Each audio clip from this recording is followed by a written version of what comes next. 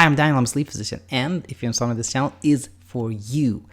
Jay recently spent 8 hours in bed only to sleep 1. He had a sleep efficiency of 11%. We're going to go back to basics in this episode and talk about bedtime restriction and sleep efficiency and how understanding those concepts and techniques can help you sleep better. Super excited having you back here and hope you're doing exceptionally well. Today, we have a question from Jay that we're going to go over, and to give you just a little bit of background, Jay has been contributing a lot lately, and he, from the get-go, from the first time he connected with me, I believe, thought he had this like rare neurological condition that like 30 people ever in the recorded history has had. And lately, tone has changed a little bit of different questions coming from Jay, and a really good one here that I think this will be helpful for anyone tuning in. Before we look at it, as always, nothing here is a medical device, just me just me sharing general thoughts and advice that I hope will be helpful to Jay and anybody else tuning in. All right, let's jump right in here and look at this message that came in today at 1:34 p.m. Thanks for the reply. I was wondering if you may be able to answer this in your next audio reply. I don't think I'm getting any deep sleep. I don't want to go down the paradoxical insomnia route, but I have very, very vivid dreams. And last night it took 6 hours of just lying in bed. So I went to bed at 10 p.m. It took me until 6 in the morning just to sleep for 1 hour.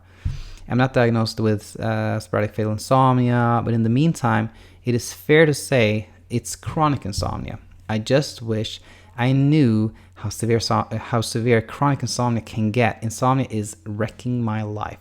Really, really sorry to hear this last part, and I hope that what we talk about here and kind of your continued efforts at getting better will pay off. Now, a couple of things. So. When a part of like almost everyone, I would say, that has trouble sleeping, has insomnia, to some degree has that because of a desire to sleep more. You can't sleep, so obviously you want to sleep more. You're pursuing sleep. You're trying things to sleep more, and that is part of why the insomnia doesn't go away and becomes chronic. Now, getting more specific here, one of the kind of techniques, or that's a bad word, one of the behaviors that develop is often like trying to spend more time in bed. Casting a wide net is a good way to put it. Like you cast a wide net in terms of like how much time you're trying to sleep, and try to get as much as possible. And that includes, again, like getting to bed early, getting to bed at the same time every night, trying to sleep in, trying to catch a nap if you can, casting a wide net. Now that strategy never works, and a big reason it doesn't is because of the poor sleep efficiency that follows.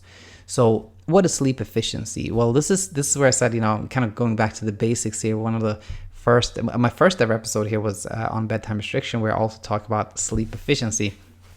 So to give you an example, if somebody spends 8 hours in bed and sleeps 4 hours, sleep efficiency is 50%. That means that person slept half of the time they were in bed. 50% is considered really poor sleep efficiency. A good one is considered like 85%. And many times it's not necessary to go over these numbers or to focus on numbers. In fact, they can just be distractions. But sometimes they're helpful. And I think for a lot of people, initially, when you start, trying to get past your insomnia, it can be kind of give you something solid to track and follow, and something that can give you an idea of where you should go, how you should change things to move forward, etc.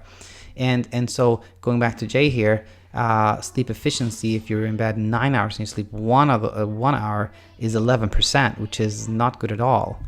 And so a good strategy initially is trying to get better sleep efficiency. And how can you do that? Well, there's really two options, right? One is sleep more, which is what most people want, but it's impossible. You can't like just make yourself sleep. You can't produce sleep, as we know. The other strategy is spending less time in bed, which is very doable and actually a very, very good strategy. It's like the one of the most basic, core strategies of cognitive behavioral therapy for insomnia. And why? So again, like going over this again, why would you want to do that? Why do you want to increase your sleep efficiency? Well, it's because a high sleep efficiency really signals that somebody is getting more consolidated, deeper sleep, more quality sleep. If you sleep really most of the time you're in bed, you're probably going more towards like a deeper sleep again, more refreshing sleep. And so, in more practically here, what should one be doing? Well, there are many ways to determine how much time you should be spending in bed. The classic CBT teaching is keep a diary about how much you sleep and spend that amount of time in bed. So if you over a 2-week period you realize that I sleep on average about 5 hours, then you should spend about 5 hours in bed. That's the classical teaching.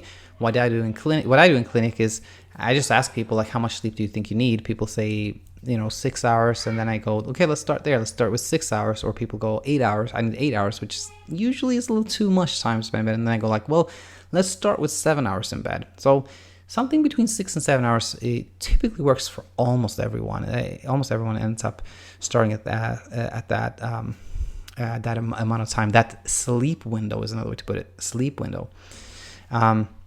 And then you ask yourself, what time do I need to get up? Let's say you need to get up at 6, and you decided I'm going to spend 6 hours in bed. Well, then 12 is the kind of the earliest you can go to bed. So your sleep window is from like midnight to 6 a.m.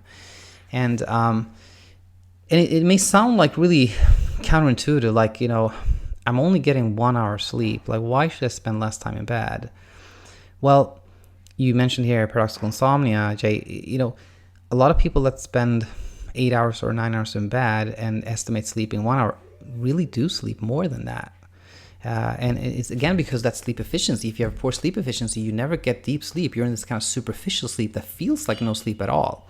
And I know I talk a lot about Ellen, but I think it's a great example of when something counterintuitive is helpful. Like she initially reported not sleeping at all, or just like 1 hour, 2 hours.